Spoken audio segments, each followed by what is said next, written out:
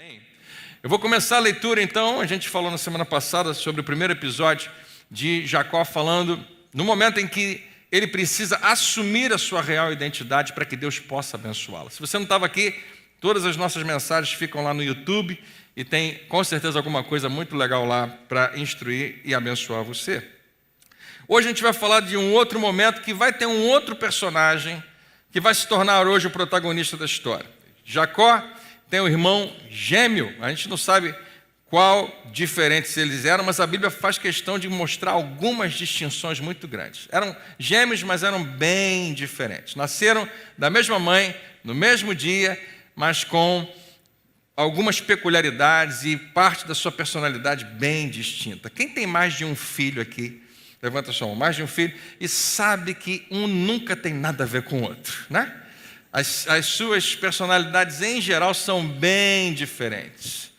É quando você tem um filho muito calminho e resolve ter um segundo, você sabe o que vem por aí, né? Você sabe como é que a coisa vai ficar.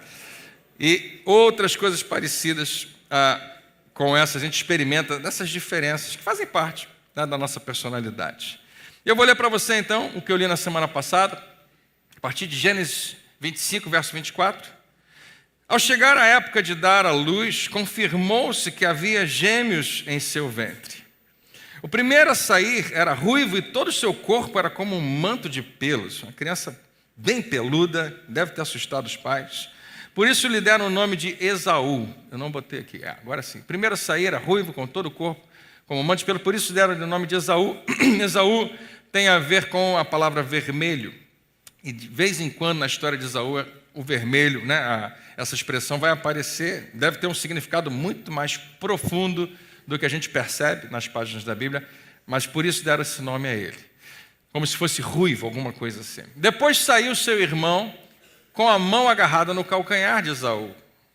Os dois, quando nasceram, tiveram alguma coisa que chamava atenção, um pelo seu aspecto vermelho, peludo, e o outro por tocar no calcanhar. Imediatamente deram nome aos seus filhos com base nessas características. Pelo que lhe deram o nome de Jacó, que significa calcanhar na sua origem, mas tem a ver também com puxar para trás, querer passar à frente. Tinha Isaac 60 anos de idade quando Rebeca os deu à luz. Então, se você está com 60 anos de idade, a Bíblia diz que ainda há esperança, né? Você pode ficar tranquilo. Os meninos cresceram. A gente não sabe aqui quanto tempo passou, mas alguns dizem que muitos anos. Eles não cresceram, e aqui está contando como eles cresceram. Na juventude, na vida adulta, eles cresceram dessa maneira. O Esaú tornou-se caçador habilidoso, vivia percorrendo os campos, era um cara bom de caça. Ao passo que Jacó cuidava do rebanho e vivia nas tendas, viu? São bem diferentes os dois. Um gosta mais de caçar, o outro gosta mais de cuidar das coisas de casa. Isaac preferia Esaú porque gostava de comer das suas caças. Rebeca preferia Jacó. Esses são os pais, Isaac e Rebeca. E eles elegeram para eles um filho predileto. Eu não sei se eu preciso dizer para você que isso é uma péssima ideia. Nunca vai dar certo e tem, assim, consequências gravíssimas, né, quando a gente não presta atenção nisso. Eu espero que, se você tiver um filho predileto, que você mantenha em segredo a vida inteira. Mas, de preferência, não tenha, né? Tenha na verdade, coloque mais amor ainda na sua vida, na vida dos seus filhos, especialmente aqueles que você percebe, né, que poderiam se sentir menos amados, que encha. Quantos creem que nós devemos encher os nossos filhos de amor? Diga amém. Isso é tão importante. Certa vez, quando Jacó preparava um ensopado, Esaú chegou faminto voltando do campo. Então está falando de um episódio já na vida deles adulta. Esaú caçador, Jacó mais em casa. Jacó preparou uma comida, talvez para ele, não sei. E ele preparou esse ensopado, e Esaú chegou faminto voltando do campo e pediu-lhe: dê-me um pouco desse ensopado vermelho aí, estou faminto. Por isso também foi chamado Edom, também é essa expressão do vermelho, mais uma vez, Edom, Esaú. Estou faminto. E quando você diz estou com fome, é uma coisa, estou faminto tem a ver com a quase morte, estou passando fome. E ele vai explicar já já. E tem gente que usa essa expressão da maneira mais gratuita possível, né? Não comeu uma refeição apenas. Eu estou morrendo de fome. Não está, não. Você vai ficar bem. É só esperar mais um pouquinho, a comida vai ficar pronta, né? Eu não aguento mais esperar nem um minuto, eu preciso comer agora. Tem alguém dramático assim na sua casa? Né? Eu preciso comer agora, senão eu vou morrer. Não vai. Jesus ficou 40 dias sem comer, tá? Algumas pessoas conseguem ficar algum tempo em jejum sem morrer. Algumas pessoas que ficaram muito tempo sem comer estão com uma fome tão grande que não conseguem pensar em qualquer outra coisa. Infelizmente, é uma situação ainda real no nosso planeta, a gente sabe disso. No caso dele, ele estava com fome, mas ele não ia morrer, não. Respondeu-lhe Jacó: já que você está me pedindo algo que eu tenho, né? Eu tenho um ensopado que eu fiz, venda-me primeiro o seu direito de filho mais velho. Como eu li para você, gêmeos, mas quem nasceu primeiro nasce com o título de primogênito e com direitos. O direito do filho mais velho, principalmente de respeito à herança que o pai vai deixar quando ele morrer. Naquela cultura, o mais velho ganhava o dobro.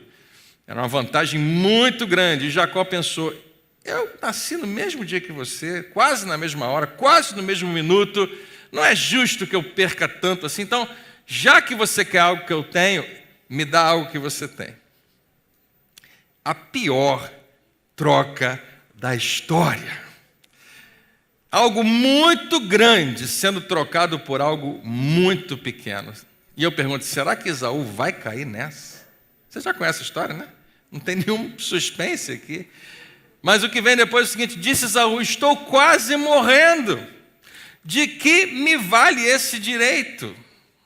Como é que pode ele realmente pensar que o direito de filho mais velho, de ter a herança do pai, na maior parte, se você quiser considerar, né, que não é só materialismo, era uma posição que ele ocupava, mas que ele ainda não tinha recebido, que ele ainda iria receber, ele ignorou isso, ele desprezou isso porque ele estava com fome. Jacó, porém, insistiu: jure primeiro. E quando ele fala isso é porque a sua palavra vai ter que ter peso agora. Então ele fez o juramento vendendo o seu direito de filho mais velho a Jacó. Quanto custou? Um prato de ensopado. Então Jacó serviu ao seu irmão Esaú pão com ensopado de lentilhas, e ele comeu e bebeu, levantou-se e se foi. A história ficou rápida de repente. E assim Esaú, lê comigo? Desprezou o seu direito de filho mais velho. Eu acho que esse é o pior negócio de todos os tempos. Eu não sei se você já fez um mau negócio, se você já vendeu algo muito caro e pagaram muito barato. Todos nós temos alguma experiência nisso, porque quando alguma coisa é preciosa para você, quando você tem um carro que você gosta muito, você sabe que ele é caro, você precisa vender o carro e não querem pagar o que vale o carro. Você fica tão frustrado. Mas ainda assim, se você precisa, você vai vender o carro, a casa, o que quer que seja. Agora, não por isso, né? Ninguém dá. Isso me remete a um programa antigo. Eu não sei se você lembra. O que Esaú está vendendo aqui é a sua herança vitalícia por um prato de comida, por uma refeição de um dia. Você lembra do programa Silvio Santos, que tinha um foguetinho do Domingo no Parque? Quem não lembra disso? Não. Quem tem idade para lembrar disso e lembra junto comigo, levanta a sua mão, amém? Agora alguém lembrou mais? Só eu ainda? Todo mundo lembra do Silvio Santos, foguetinho? Sim! A gente ficava em pânico quando ele tinha uma bicicleta e a menina alguém estava dentro do foguete e ele falou: você troca por essa moedinha, não sei o quê. E a criança dizia assim, a gente tinha cólica lá em casa, enquanto assistindo. Eu falei: não acredito que isso vai acontecer. Em alguns casos acontecia, a criança voltava para casa com uma moedinha, com um chifre de boi ou qualquer outra coisa. Porque a gente, às vezes, sem perceber, faz trocas que a gente vai se arrepender depois. Então eu queria colocar para você 3 cuidados importantes no que diz respeito a essa história. Antes de você ir embora hoje, você lembrar disso, porque embora você seja diferente da Ivani, que não sabia o que ela estava trocando pelo que é, e você seja talvez diferente um pouco de Esaú, que não tinha conseguido propriamente capturar o que estava acontecendo, existem traços nesses personagens que mexem com a gente. Em primeiro lugar, primeiro cuidado para não confundir crescimento com maturidade. E aqui a gente começa dessa base tão importante. Se alguém tem idade e se alguém tem experiência, em geral, isso deveria significar maturidade. Deveria significar que essa pessoa vai tomar boas decisões. Mas eu e você sabemos que não é assim. Existem pessoas que, claro, quando mais novos, a gente tem pouca experiência, a gente tem pouca vivência. Não é difícil tomar uma decisão ruim, uma decisão que a gente pode se arrepender depois. Quando você cresce, é esperado diferente. Então a Bíblia diz que os meninos cresceram e se tornaram peritos, um na caça e o outro em casa. Jacó não existe. Esaú e Jacó cresceram, cada um nas suas habilidades.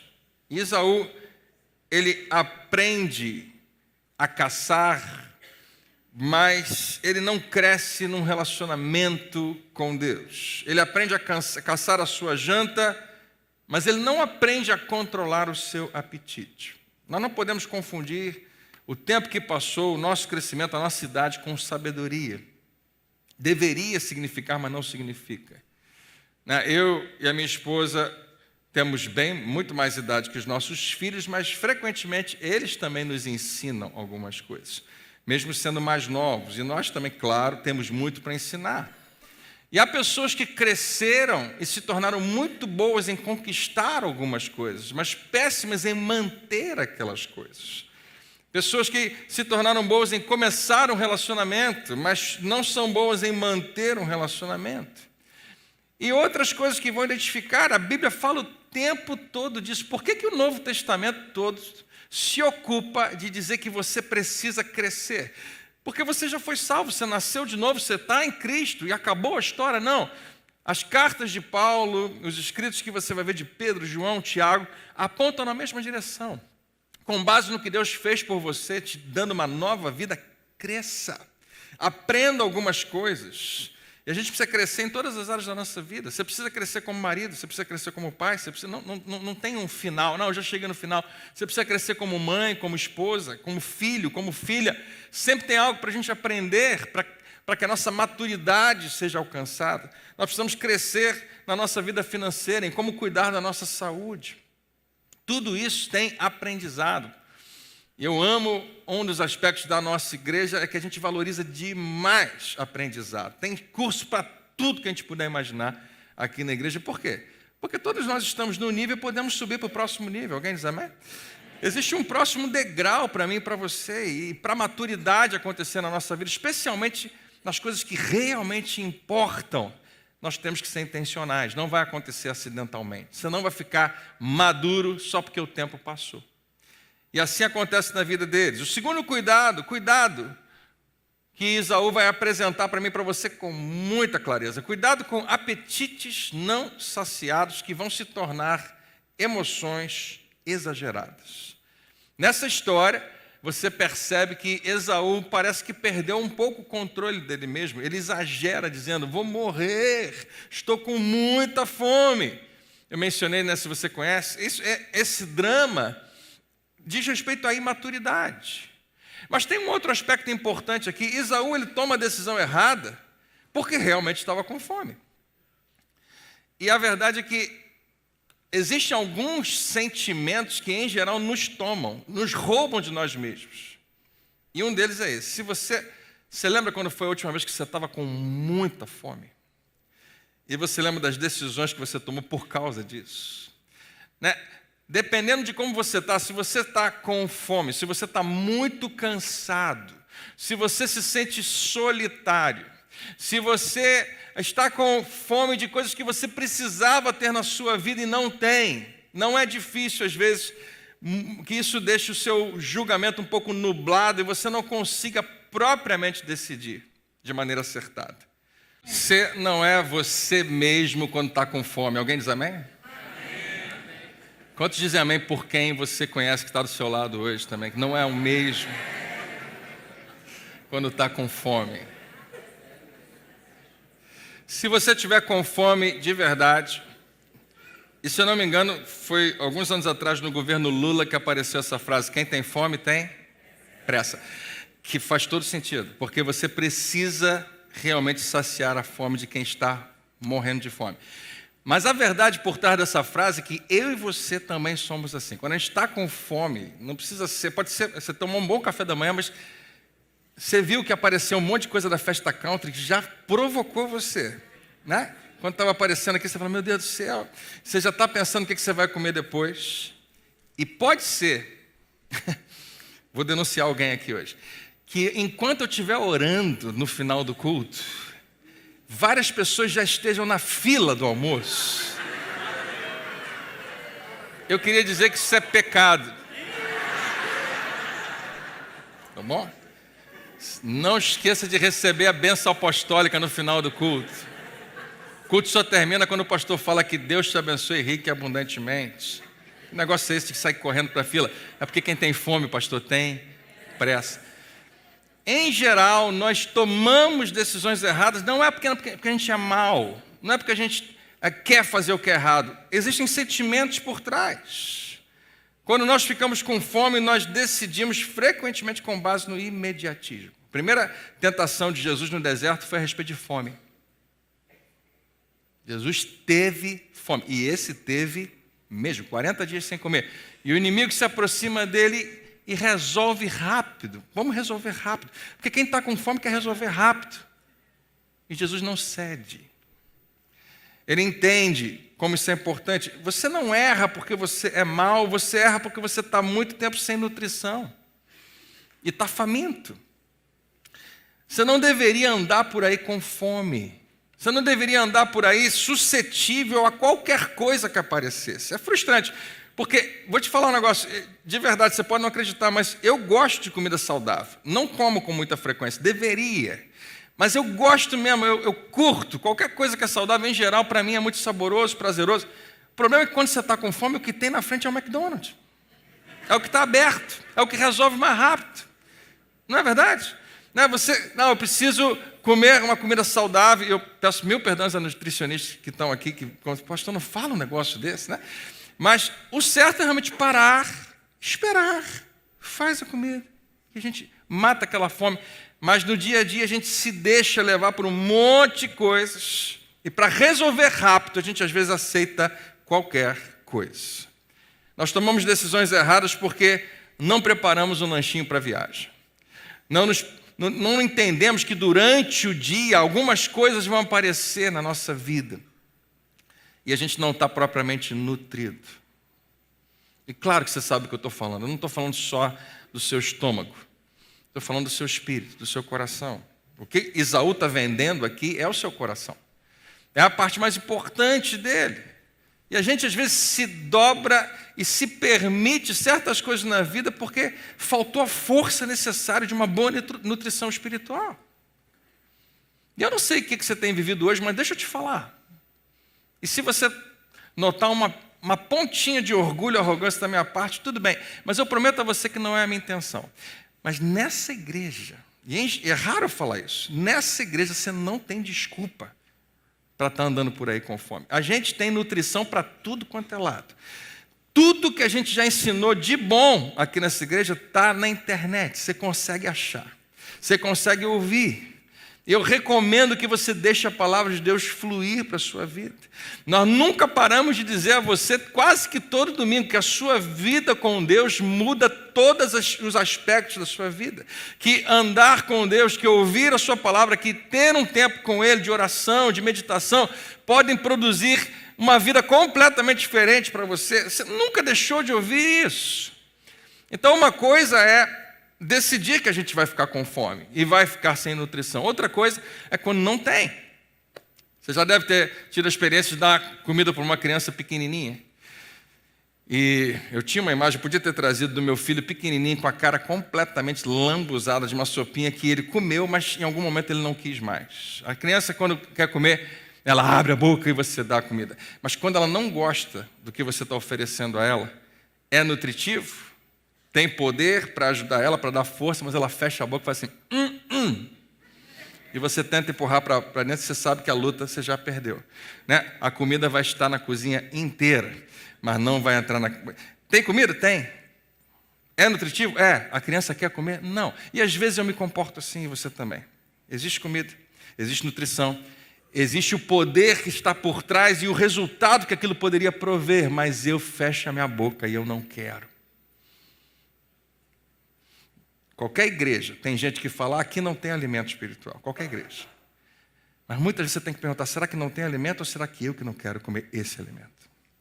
Porque muitas vezes a gente vai ficar com fome na vida e vai tomar decisões apressadas e erradas.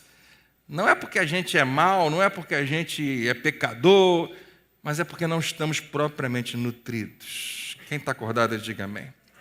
Esaú estava tão faminto que estava a ponto de fazer qualquer coisa para satisfazer o seu apetite. E há um paralelo entre a fome de Esaú e as nossas ansiedades, os nossos anseios espirituais. Quando nós ficamos com muita fome, tudo fica fora de proporção.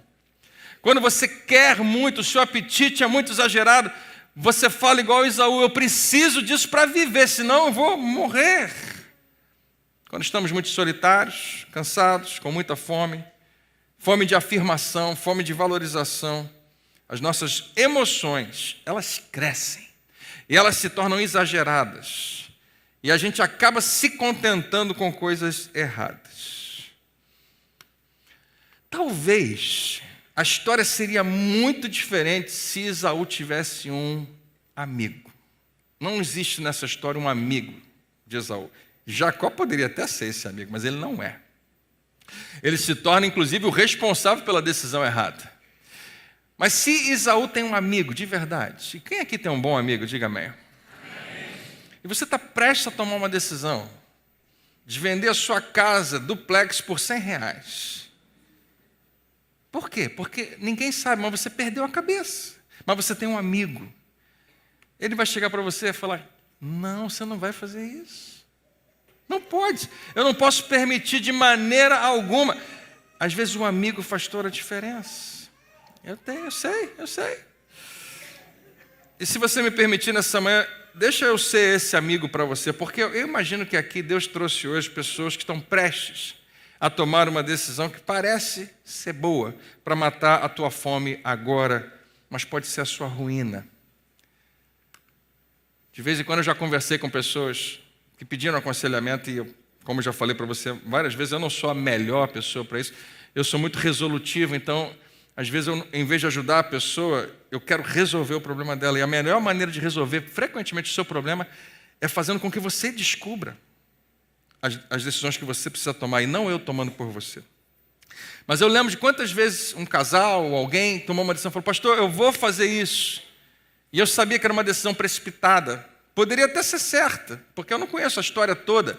Mas eu falei, vou fazer isso. Eu falei, olha só, você quer fazer isso? Ok, eu não vou impedir você. Quem sou eu? Mas não faz agora. Não, vou fazer.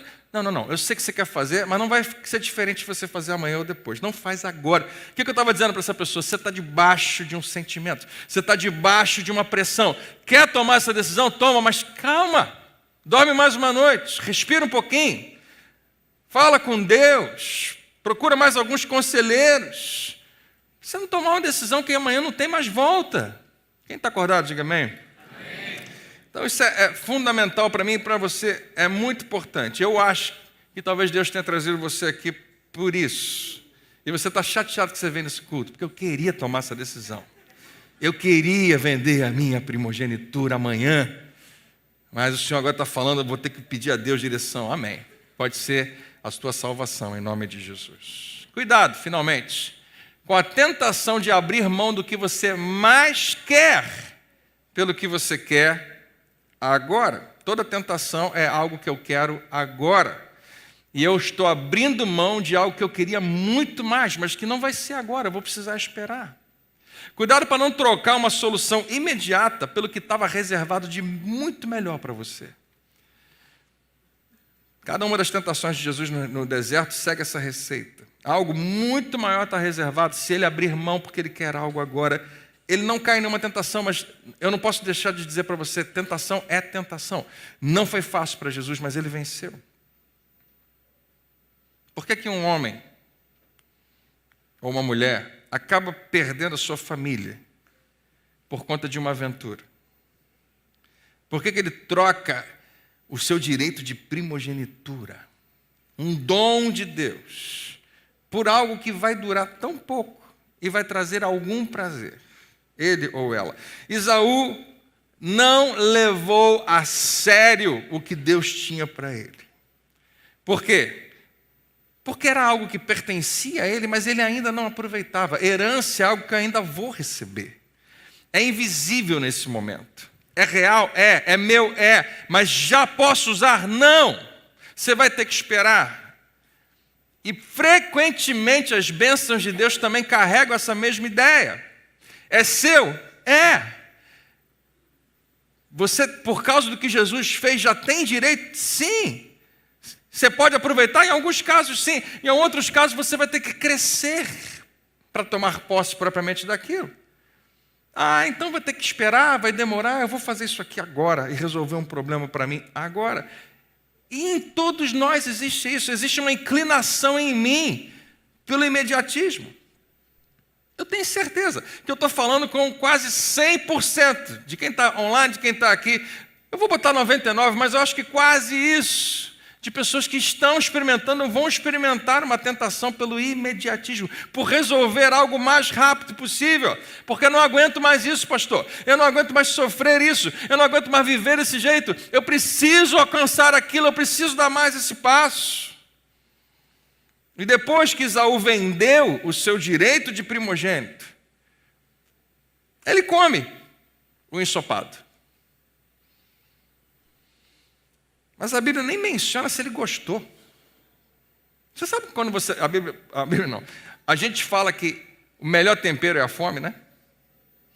Às vezes a comida ela é maravilhosa, mas às vezes ela nem é tão grande coisa. Você está com fome.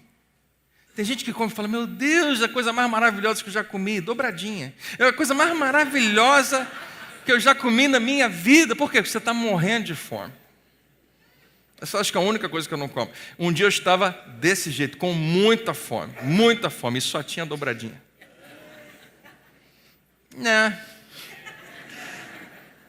Tinha uma salsicha do cachorro-quente que sobrou do dia anterior, eu falei, vamos embora.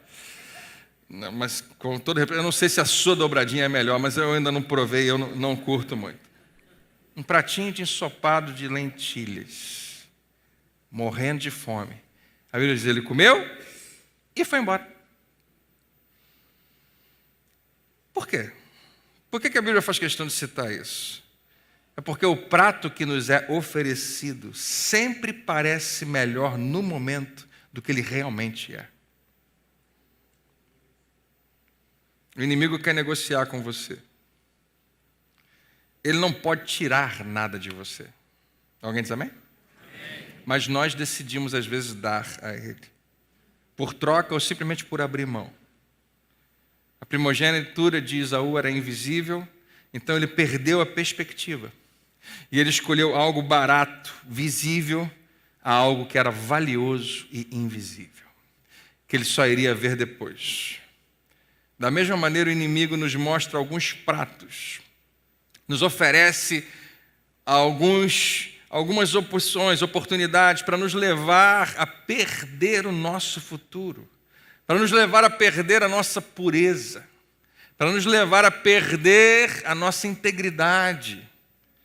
Mas eu resolvo um probleminha agora, rápido aqui, e depois que eu mato a minha fome, eu falo, por que eu fiz isso? Precisava. Como está escrito em 2 Coríntios capítulo 4, nós devemos atentar nas coisas invisíveis e não nas visíveis. É tão sensacional esse versículo. Atentando para as coisas que não se veem, porque essas são eternas. Você sabia que no meio da tua crise hoje existe um mundo espiritual invisível? Que no meio da tua briga, do teu conflito, do seu problema, do seu embate com alguém, a Bíblia diz que a tua luta não é contra pessoas, mas é com o que está no invisível. Existe sempre algo por trás que a gente precisava enxergar. Por isso que eu prego tão frequentemente sobre Davi e Golias, e para mim um dos aspectos mais fortes é Davi entrar no acampamento, ver aquele monte de homem forte do exército de Israel, ver do outro lado do vale o exército dos filisteus, e ele não vê como todo mundo vê, desce Golias, faz o seu desafio, e a Bíblia diz que todos eles ficaram com medo. Davi, ele vê a mesma coisa, ouve a mesma coisa, mas tem outra perspectiva. Por quê? Porque a vida com Deus, a sua intimidade, o seu conviver com Deus muda a sua perspectiva. Ele não via do mesmo jeito. E é tão importante que você veja que há um invisível no seu visível. Atenta para aquilo que você não está vendo. É tão estranha essa expressão, né? Como é que eu vou dar atenção ao que eu não estou vendo? A Bíblia está dizendo, você precisa desenvolver esse discernimento. Não achar que o que está acontecendo na sua frente é tudo. Existe algo por trás. Alguém diz amém? Amém. Nós somos filhos de Deus. Como os crentes em Jesus Cristo, nós temos direito de filhos. Uma herança espiritual. E às vezes a gente vende a nossa paz, escolhendo nos alimentar de pensamentos que trazem preocupação. A paz que nós temos foi Jesus que nos deu. Esse mesmo Jesus que a gente estava adorando e honrando, declarando quem Ele é. Você viu o que a gente cantou aqui hoje? Montanhas se prostram, os mares rugem ao som desse nome, Jesus. É Ele que chega para mim e para você e diz: deixo-lhes a paz. A minha paz lhes dou. Não a dou como o mundo a dá. Não se perturbem os seus corações, nem tenham medo. Quando Jesus fala isso para mim, a minha tendência é tentar questionar com ele. Mas Jesus, olha as circunstâncias, olha o que está vivendo. E ele vai repetir a mesma coisa. André, sou eu que estou te dando a minha paz. Você pode confiar. Mas não se turbe o teu coração, não tenha medo. Nós vendemos a nossa paz, nós vendemos a nossa alegria por uma tigela de reclamações. O que a Bíblia diz que nós temos, Pedro vai falar, é uma alegria que é indizível e gloriosa. Nós vendemos às vezes o nosso testemunho pessoal. Deixa eu falar com jovens e adultos que estão aqui hoje. Nós vendemos o nosso testemunho. Você sabe o que é o nosso testemunho? É como as pessoas olham para mim e para você e sabem que nós somos de Jesus. E às vezes colocamos desculpa no nosso temperamento, na nossa personalidade. Não, eu fiz isso porque, afinal de contas, eu sou assim. Um homem crente não deveria dizer, eu não levo desaforo para casa. Acho que eu já contei isso aqui uma vez. Eu não sei se vocês sabem, mas eu ainda jogo vôlei na praia até hoje. Todo dia, segunda a sexta, eu vou de manhã cedo. E eu lembro de um episódio que eu estava precisando jogar logo, porque eu ia sair cedo, eu tinha compromisso, e em geral eu fico até um pouquinho mais, aí eu jogo quanto eu puder. Mas aquele dia eu tinha que sair cedo, falei, só vou jogar uma partida, duas vezes. Então, e a gente está jogando, e de repente alguém para, e as meninas que estão jogando começam a conversar, falando de sei lá o quê, receita de bolo, não sei. Começa a conversar algumas coisas, e eu do lado de cá falo, gente, vamos jogar, anda rápido, daqui a pouco eu vou ter que ir embora. Chegou uma hora que eu falei mais alto. Que negócio é esse? Vamos embora, gente. E elas olharam para mim e falaram, pastor? E naquele minuto eu falei, foi embora meu testemunho pessoal, né?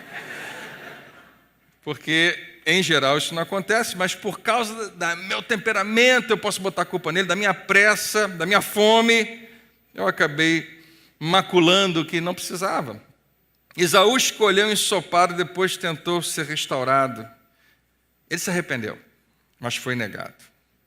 Hebreus capítulo 12 vai dizer que Esaú... Você sabe que Hebreus capítulo 11 é a galeria da fé, um monte de gente que fez um monte de coisa fantástica. No 12 ele começa a falar, não seja como esse cara. E ele usa a expressão profano e negligente, imoral. A gente não entende isso, mas o que Esaú está fazendo é imoral. E o que eu e você às vezes somos tentados a fazer também é isso, trocar algo tão grande que Deus tinha para mim por algo tão pequeno aqui. Negligente com Deus pelos seus erros. Não haja nenhum imoral ou profano. Carta à igreja. Precisa falar isso para a igreja? Precisa. Não haja nenhum imoral ou profano como Esaú. Meu Deus!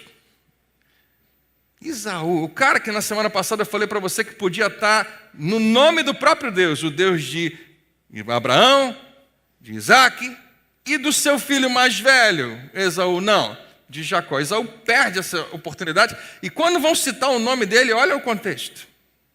Não haja nenhum imoral ou profano como Esaú, que por uma única refeição vendeu os seus direitos de herança como filho mais velho. O que o escritor aos Hebreus está me dizendo? Dizendo a você que você precisa colocar a cabeça no lugar e ver o que está na balança. A gente não faz isso, a gente precisava fazer. Direito de filho mais velho é o que Deus tem preparado para você. É o plano, o propósito, a herança, é o que eu e você mais queremos. Não negocie isso por nada. Se Jacó tivesse oferecido, olha, eu faço almoço para você todo dia, não vale. Não chega perto do que está à frente, do que ainda vai acontecer, eu não posso negociar. Como vocês sabem, posteriormente, quando quis herdar a bênção, foi rejeitado. A história que a gente contou semana passada, pai, ainda tem uma bênção para mim? Ele falou, não, acabou, dei tudo para o seu irmão. E não teve como alterar a sua decisão, embora buscasse a bênção com lágrimas. Quem sabe nessa manhã, a igreja, a palavra, o Espírito Santo, a oportunidade que Deus deu a você de estar aqui hoje, seja para evitar lágrimas, para evitar arrependimentos desnecessários, onde Deus quer falar para você, eu sei que você quer, eu sei que você está com fome, eu sei que você está desesperado, eu sei que você quer tomar essa decisão, mas cuidado com o que você está trocando. Eu amo a mensagem desse versículo anterior, diz assim, cuidado com a síndrome de Esaú, desprezar o dom permanente de Deus para satisfazer um apetite passageiro. Desprezar o que Deus tem para mim que é eterno, para satisfazer algo que eu quero agora e que vai passar. Lucas capítulo 15 conta a história de um outro filho pródigo, que também escolheu um ensopado, que também escolheu. Mas foi totalmente restaurado. A história desse é uma história de redenção. Uma vez que o pai restaura a vida dele, por quê? Porque algo acontece com o filho pródigo que precisava ter acontecido com Esaú antes daquela refeição. A Bíblia diz que ele caiu em si, que ele percebeu o seu erro, percebeu os seus caminhos errados. Existe uma distinção aqui. Mas eu queria terminar dizendo para você de um outro filho. O filho, Jesus, que foi tentado com vários pratos de ensopados e todo tipo de prato muito bom. No deserto ele foi tentado por 40 dias, mas nunca cedeu. E é ele quem redime a mim e a você. Porque todos nós somos Esaús, o tempo todo. Nós escolhemos o ensopado. Porque todos pecaram e estão destituídos da glória de Deus. Você entende esse versículo? Todos nós, a pessoa mais sábia que estiver aqui dentro, que estiver assistindo a gente, já tomou uma decisão da qual se arrepende. Já trocou algo que não deveria ter trocado. Já negociou algo que não deveria ter negociado. Em algum momento da sua vida você foi ou você é um Esaú. Mas eu queria declarar sobre a tua vida que existe redenção. Porque todos pecaram e não alcançaram o plano que Deus tinha, a primogenitura que Deus tinha te dado, mas são justificados gratuitamente por sua graça, por meio da redenção que há em Cristo Jesus. Eu queria orar junto com você por duas pessoas que estão aqui, por dois Esaús que estão aqui. Aquele que está prestes a pegar um ensopado e tomar a pior decisão da sua vida. E Deus está te alertando antes que isso aconteça. E por você que já fez isso, já tomou a pior decisão da sua vida. E você pagou um preço alto, talvez ainda pague. Mas para você aceitar que Deus tem redenção para você hoje. Ele continua tendo um plano bom para você. Ele continua conseguindo achar você aonde você estiver e elevando você para o próximo nível que Ele tem. Você recebe essa palavra hoje? Vamos ficar de pé para a gente orar?